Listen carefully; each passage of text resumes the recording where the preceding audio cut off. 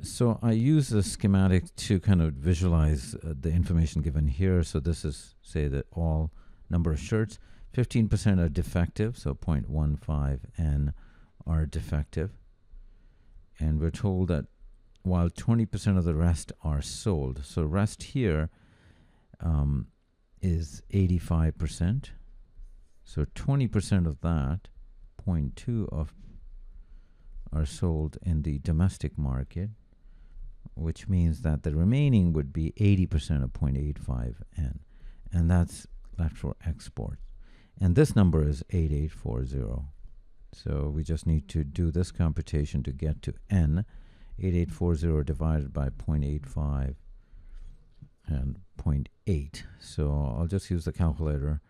8840 divided by 0.85 is 10,400, and then this divided by 0.8 gives me exactly 13,000, which is answer choice B.